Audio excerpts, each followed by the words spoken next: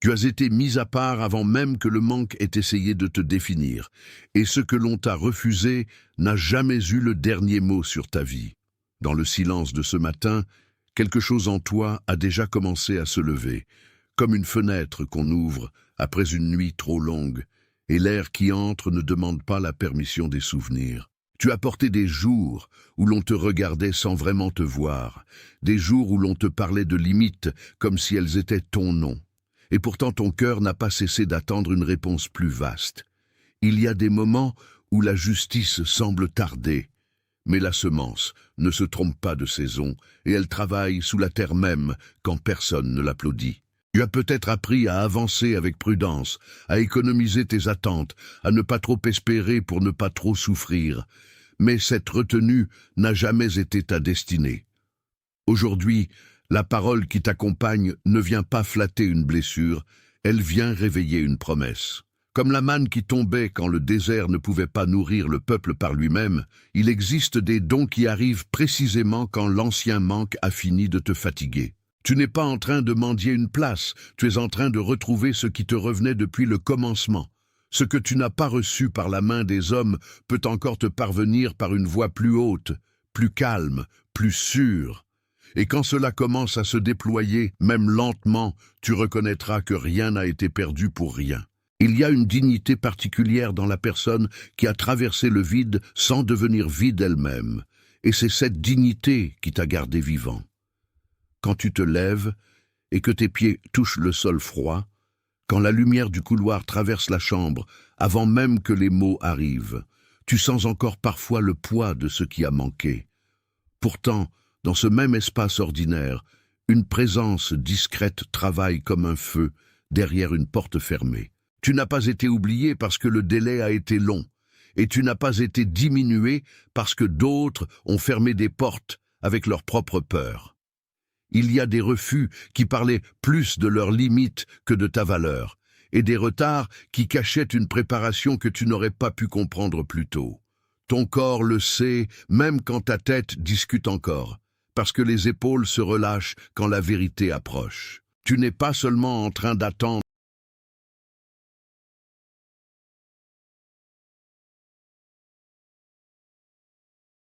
Attention, vous devez comprendre ce qui se passe, maintenant. Certaines personnes se sont éloignées, certaines portes se sont fermées, et des situations qui semblaient sûres ont commencé à changer sans explication.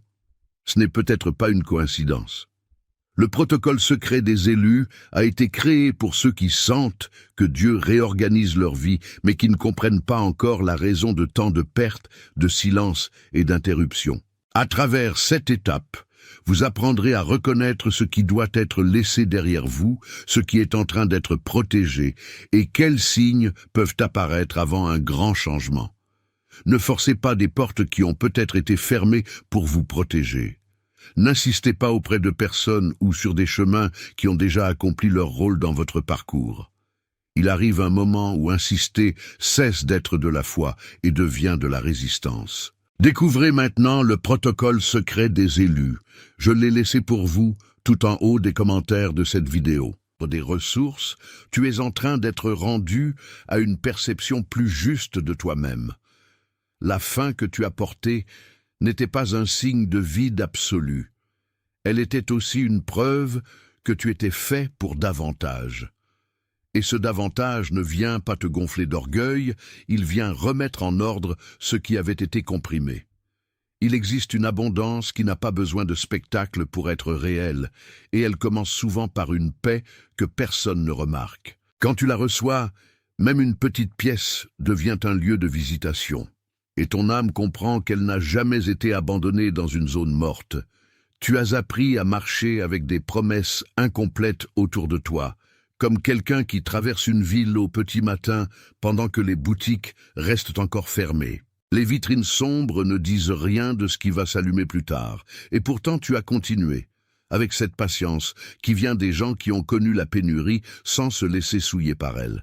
Il est possible que tu aies parfois confondu retenue et fermeture, prudence et destin parce que le cœur fatigué finit par parler en langage de protection. Mais il y a une différence entre te préserver et te contracter, entre attendre et te rétrécir.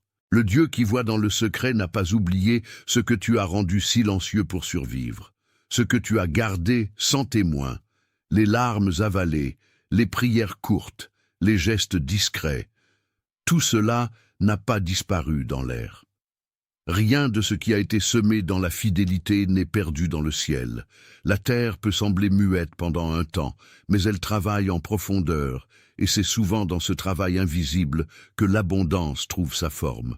Tu as été préparé à recevoir sans te dissoudre, à être visité sans te perdre. La bénédiction qui approche ne sera pas seulement une chose de plus, elle sera une restauration de l'ordre intérieur. Et quand l'ordre intérieur revient, le dehors commence à changer de visage. Il y a des saisons où l'on te force presque à croire que l'attente est une identité, alors qu'elle n'est qu'un passage. Dans le reflet d'une fenêtre ou sur l'écran allumé d'un téléphone trop tôt le matin, tu peux encore voir les traces des questions non répondues, un message laissé sans suite, une porte restée close, une opportunité qui s'est éloignée au dernier instant. Tout cela peut sembler raconter la même histoire, mais ce n'est pas l'histoire finale. La fatigue a parfois essayé de te convaincre que tu devais diminuer tes désirs pour devenir plus acceptable. Pourtant, ce que tu désires avec pureté n'est pas une erreur à corriger. Il y a des besoins qui n'étaient pas un caprice, mais une indication de l'endroit où la vie devait revenir. La rareté prolongée t'a peut-être appris à compter, à mesurer, à calculer chaque geste, et cela t'a protégé d'une certaine naïveté. Mais tu n'es pas né pour être seulement prudent. Tu es né pour être traversé par une générosité qui ne dépend pas de l'approbation des circonstances. Il y a un pain qui ne vient pas du contrôle, il y a une porte qui ne s'ouvre pas sous la pression, et il y a une table qui se prépare dans un lieu que l'on appelait hier encore vide. Quand cette table apparaît, elle ne nie pas le désert, elle le dépasse. Et toi, tu découvriras que ce qui était refusé n'avait pas la taille de ce qui t'était destiné. Le manque, quand il dure trop, tente de réécrire ton langage intérieur. Et tu commences à parler de toi comme si tu devais toujours te réduire pour être accueilli. Dans la cuisine encore silencieuse, près de la tasse posée à côté de l'évier, près de la chaise qui connaît trop bien ton attente, cette voix ancienne revient parfois pour te dire de ne pas espérer davantage. Mais une autre voix, plus profonde et plus paisible, vient maintenant te rappeler que la retenue du monde n'est pas le plafond de ta vie. Tu as le droit d'entrer dans une saison où le souffle n'est plus court. Tu as le droit de voir des chemins apparaître sans devoir les arracher. Tu as le droit de recevoir sans te justifier. Ce droit n'est pas une revendication humaine, c'est un accord avec la vérité que le ciel a déjà portée sur toi. Quand l'abondance arrive après la privation, elle arrive souvent avec une douceur qui ne fait pas de bruit, mais qui répare tout. Elle ne te demande pas de prouver que tu la mérites, elle te demande seulement de ne plus appeler mort ce qui était en gestation. Même la mémoire de ce que l'on t'a fermé peut devenir un témoin de ce que l'on t'ouvre maintenant. Et ce témoin ne sera pas là pour te faire peur, mais pour confirmer que le temps de la rareté n'avait pas le dernier mot. Une nouvelle mesure s'installe, et elle commence à l'intérieur de ton souffle. Tu as peut-être cru qu'il fallait devenir dur pour survivre à la déception, mais la vraie protection n'a jamais été la dureté. Le matin où tu te tiens devant la fenêtre, avec la lumière qui tombe sur le rebord et les bruits de la rue qui commencent à monter, il y a déjà une autre manière d'habiter ton corps. Tes mains ne serrent plus aussi fort ce qu'elles craignent de perdre, et cette détente n'est pas une faiblesse. C'est le signe que quelque chose en toi comprend qu'il n'a plus besoin de défendre sans cesse la possibilité du bien. Le refus d'hier a laissé une marque, oui, mais la marque n'est pas une prison. Elle peut devenir un repère, comme une pierre plantée au bord du chemin pour dire « J'ai traversé ici et je ne suis pas resté ici ». Tu n'es pas enfermé dans l'attente de quelqu'un d'autre, ni suspendu au bon vouloir d'un système qui t'a sous-estimé.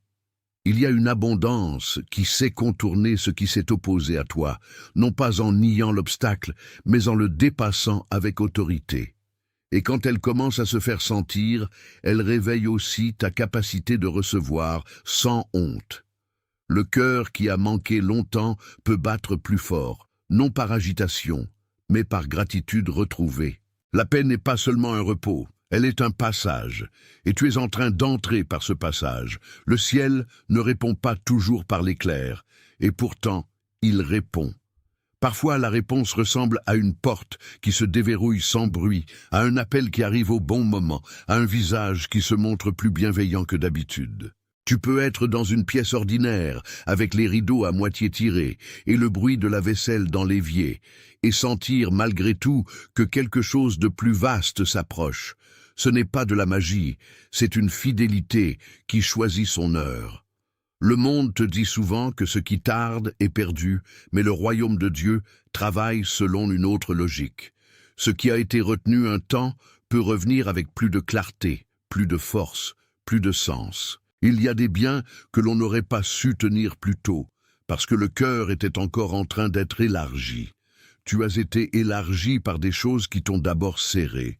Tu as été entraîné à ne pas t'effondrer quand l'accès était fermé, et cette résistance est devenue une préparation.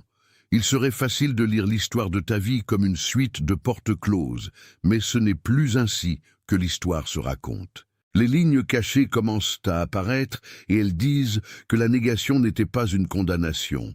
L'abondance qui vient maintenant ne vient pas pour flatter ton passé, elle vient pour le racheter. Tu n'as pas besoin de forcer ce moment pour qu'il soit réel, parce que ce qui est vrai n'a pas besoin de violence pour tenir. Quand tu poses la main sur la table, quand tu prends une respiration plus profonde avant de répondre à quelqu'un, quand tu reconnais que ton âme a cessé de courir après les miettes, tu entres déjà dans un autre type d'espace. Ce n'est pas une fuite loin de la réalité. C'est une manière plus juste de l'habiter. Les refus anciens t'ont peut-être laissé la sensation d'être toujours en retard, toujours de trop ou pas assez. Mais cette sensation ne vient pas de la vérité. Elle vient du bruit des limites qu'on t'a imposées. Il y a une exactitude dans la bénédiction qui commence à t'entourer. Elle connaît ton nom, elle connaît ta fatigue, elle connaît les endroits où tu as dû te taire. Elle ne vient pas te demander de faire semblant d'aller bien, elle vient réconcilier ce qui en toi s'était séparé pour survivre. Tu peux sentir parfois comme un écart entre ce que l'on t'a dit et ce que ton esprit reçoit maintenant. Cet écart est le lieu même du retournement. Et ce retournement ne viendra pas t'écraser, il viendra te remettre debout avec une douceur ferme. Ce que tu appelles encore attente pourrait bien être la dernière salle avant l'ouverture. Et dans cette salle, rien n'est perdu, tout est préparé. La nuit t'a peut-être appris à écouter autrement, parce que quand tout se tait, tu entends mieux ce qui porte réellement la vie. Le vent derrière la fenêtre, le léger craquement du sol, le souffle que tu n'avais presque plus remarqué, tout cela devient une preuve discrète que tu es encore ici, encore visité, encore accompagné. Il y a des gens qui ont essayé de te faire croire que ton espérance était naïve, mais l'espérance n'est pas une naïveté quand elle a traversé la douleur sans se prostituer à l'amertume. Tu n'as pas gardé la tête haute pour impressionner qui que ce soit, tu l'as gardée parce que quelque chose en toi savait que la honte n'était pas ta maison. Quand une abondance longtemps retenue s'approche enfin, elle n'entre pas en criant, elle entre souvent comme une reconnaissance. Elle reconnaît les mains qui ont tenu bon, les pas qui ont continué, les silences qui n'ont pas cédé. Elle reconnaît aussi les endroits de fatigue que personne n'a honorés et elle vient y déposer une mesure nouvelle. Tu n'auras pas à te méfier de chaque bonne nouvelle, comme si elle devait forcément disparaître. Tu apprendras à recevoir avec un cœur sobre et ouvert. Et ce cœur ouvert deviendra un lieu de paix qui ne dépend pas du comportement des autres. L'histoire ne se termine pas au refus. Elle commence souvent là où le refus a essayé de t'éteindre. C'est précisément là que la grâce aime poser sa signature. Et cette signature se lit dans une paix qui ne ment plus. Si quelque chose dans ce que tu entends a touché une place que tu ne savais plus nommer, écris le code 888 dans les commentaires. Ce n'est pas un chiffre magique, c'est un petit signe de confirmation, comme une porte qui s'entr'ouvre et laisse passer assez de lumière pour savoir que tu n'as pas imaginé ce qui se passe, Quand les épaules descendent et que le souffle devient plus calme, il y a souvent un oui discret qui se forme à l'intérieur avant même que les mots arrivent. Ton geste d'écrire ce code serait ce oui rendu visible. Écris 888, puis reviens vers moi. Ce retour compte, parce qu'il montre que la reconnaissance n'est pas restée suspendue dans l'air. Tu n'es pas en train de jouer avec des mots vides, tu es en train de marquer l'endroit exact où la vérité a commencé à t'atteindre. Et si tu l'écris sans forcer, avec simplicité, tu sentiras peut-être que quelque chose en toi se rallume. Le chemin ne dépend pas d'un grand spectacle. Il dépend souvent d'un acte minuscule, mais sincère. Il y a des signes qui n'ouvrent pas seulement un instant, ils ouvrent une manière différente de marcher. Celui-ci peut être l'un d'eux. Tu as peut-être cru longtemps que le ciel parlait seulement quand tout était spectaculaire, mais il parle aussi dans les gestes presque invisibles. Un regard qui se relève, une chaise qu'on ne repousse plus avec lassitude, une fenêtre qu'on ouvre alors qu'on aurait préféré rester fermée. Tout cela raconte déjà une autre saison. La promesse n'est pas toujours un tonnerre, elle est souvent une stabilisation. Elle rend le sol moins instable sous les pieds. Elle remet de la douceur dans les endroits qui s'étaient endurcis. Et quand tu te surprends à respirer plus profondément, tu ne fais pas seulement un mouvement physique, tu acceptes de laisser la vie reprendre place. Cette reprise n'annule pas l'histoire des refus, elle leur retire leurs prétentions. Les négations d'hier deviennent des preuves de la fidélité d'aujourd'hui. Il y a dans ce moment une simplicité qui te protège des illusions et des désespoirs. Tu n'as pas besoin d'être ailleurs pour recevoir. Tu n'as pas besoin d'attendre d'être quelqu'un d'autre pour être visité. Ce que tu portes en silence devient maintenant un terrain fertile.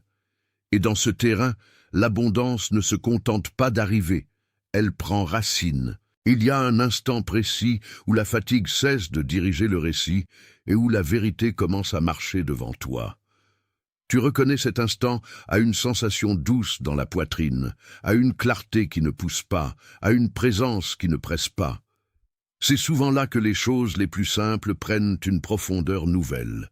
La cuisine, la table, le téléphone, la porte d'entrée, le lit encore défait, tous ces lieux ordinaires deviennent les témoins d'un basculement intérieur. Tu n'es pas en train de t'élever au-dessus de la vie, tu es en train de la recevoir avec une conscience plus large. Ce que l'on t'a refusé t'a appris la valeur, mais ce qui vient maintenant veut t'apprendre la confiance. Les deux ne s'opposent pas, ils se complètent. La valeur sans confiance se crispe et la confiance sans valeur se dissout. Mais quand les deux se rencontrent, il se forme en toi une stabilité nouvelle. C'est cette stabilité qui permet à l'abondance de rester sans te détruire. Tu n'as pas besoin d'annoncer le changement pour qu'il soit en marche. Tu as seulement besoin de ne plus le renier quand il se présente. Et le simple fait de reconnaître sa venue devient déjà une forme de réception. Ce jour-là n'a pas besoin d'être bruyant pour être réel. Peut-être que tu as pensé que la fermeture de certaines portes parlait contre toi, alors qu'elle a peut-être empêché ce qui n'était pas fait pour durer d'entrer dans ta vie. Cette pensée ne supprime pas la douleur, mais elle lui donne un sens plus juste.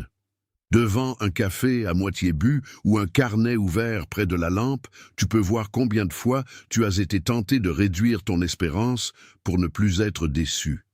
Pourtant, l'espérance n'est pas l'ennemi de la sagesse. Elle devient dangereuse seulement quand elle se sépare de la vérité. Et la vérité ici est que ton histoire n'est pas finie au point où l'on t'a dit non. Tu as été gardé pour une mesure plus grande que le minimum. Il y a des mains qui ouvrent ce que d'autres ont bloqué et des chemins que la contrainte humaine n'a jamais pu prévoir. Le refus n'a donc pas le droit de nommer ton avenir. Il peut seulement témoigner de la limite de ceux qui refusaient. Toi, tu es en train d'entrer dans un registre différent. Ce registre ne nie pas le passé, il le dépasse avec clarté. Et dans ce dépassement, tu retrouves une liberté qui n'a rien d'improvisé. Il y a dans la manière dont tu continues une sorte de sermon silencieux, que personne ne voit, mais que le ciel reconnaît.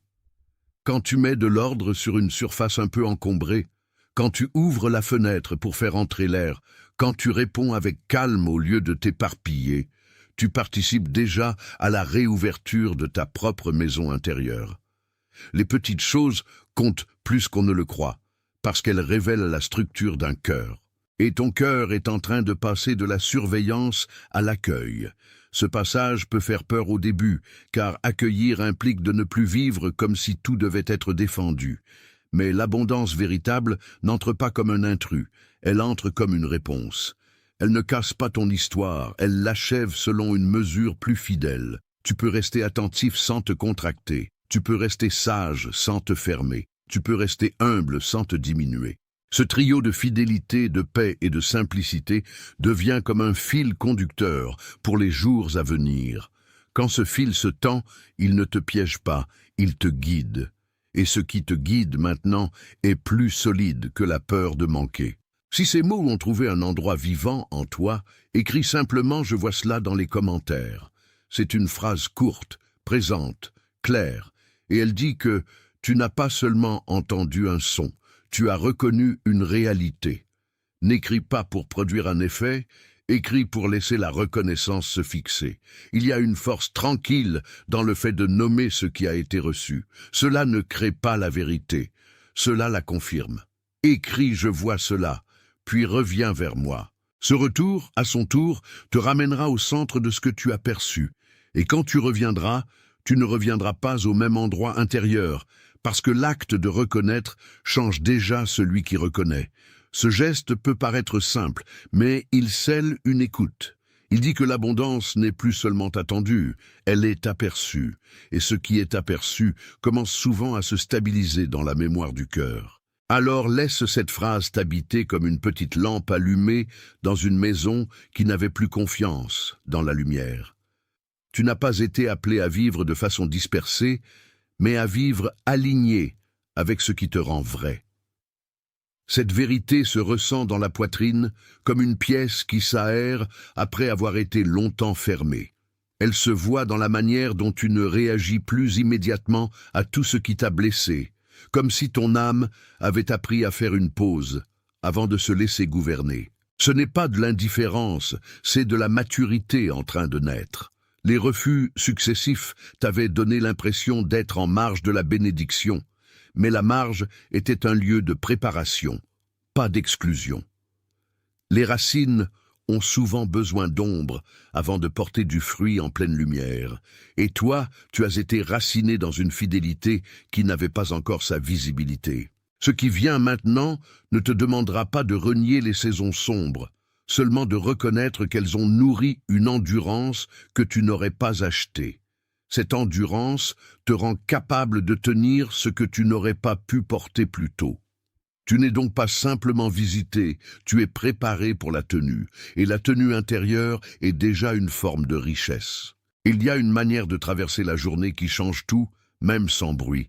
Quand tu choisis de ne pas te laisser happer par la première inquiétude, quand tu prends un instant pour respirer avant de répondre, quand tu laisses ta main se détendre au lieu de se crisper, tu reconduis ton cœur vers un lieu de paix.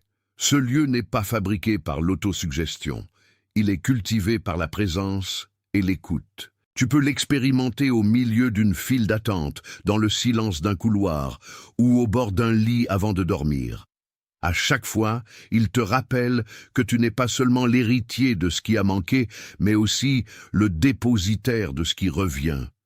L'abondance qui se rapproche ne veut pas seulement remplir des espaces matériels, elle veut aussi rendre ton regard plus vaste. Elle veut réapprendre à tes gestes la délicatesse, à tes mots la mesure, à ton attente la confiance. Et cela commence quand tu cesses de te raconter comme quelqu'un de condamné au peu. Le peu d'hier peut devenir la preuve de la capacité du lendemain. Ce passage n'a rien d'abstrait, il est profondément incarné. Il se voit dans la façon dont tu tiens ton propre nom avec plus de respect. Il existe des matins où la paix a le goût d'un miracle discret, même si personne d'autre ne le remarque. Tu te lèves, tu fais les gestes habituels, et pourtant, quelque chose n'est plus tout à fait pareil. Les objets n'ont pas changé, mais leur poids intérieur a changé. le manteau au dossier de la chaise, la clé près de la porte, le reflet dans la vitre, tout semble te dire que le manque n'est plus le narrateur principal. Tu n'es pas obligé de célébrer bruyamment ce changement pour qu'il soit authentique. La maturité spirituelle sait reconnaître les pas qui sont encore en train de venir. Elle ne demande pas tout à l'instant. Elle accueille le processus. Ce processus ne te laisse pas dans l'incertitude. Il t'amène vers une consistance plus profonde. Il y a des personnes qui ont vécu trop longtemps en attente de validation extérieure et qui découvrent qu'elles peuvent désormais reposer leur identité ailleurs. C'est une découverte sobre, mais elle est immense. Elle remonte les murs intérieurs qui s'étaient fissurés sous le poids des retards. Elle replace les pierres sans agitation.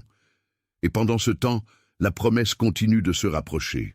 Tu peux presque sentir maintenant que le récit du refus a perdu de sa force. Il se tient derrière toi, comme une pièce où tu ne vis plus, et l'air qui t'entoure appartient à un autre endroit. Dans cet autre endroit, les paroles que l'on a laissées tomber ne font plus la loi, et les portes que l'on a verrouillées ne définissent plus le plan. Tu n'es pas en train d'inventer une consolation artificielle. Tu es en train de reconnaître une transition réelle. La transition a parfois un visage modeste, parce qu'elle préfère la profondeur à l'exhibition. Elle commence dans une respiration plus stable, dans une pensée moins accusatrice, dans un silence qui n'est plus vide. Elle se poursuit quand tu acceptes que la privation n'est pas un trône. Tu n'as pas à te prosterner devant ce qui t'a limité. Il y a plus grand en train d'être révélé que les limites qui t'ont accompagné. Quand cette révélation s'installe, elle ne t'arroge pas la victoire comme un trophée. Elle te rend à une intégrité plus paisible, et l'intégrité, elle, attire ce qui lui ressemble. C'est ainsi que l'abondance retrouve le chemin de la maison. Si ces mots t'ont aidé à retrouver ce centre, laisse ton like comme un amen sans parole.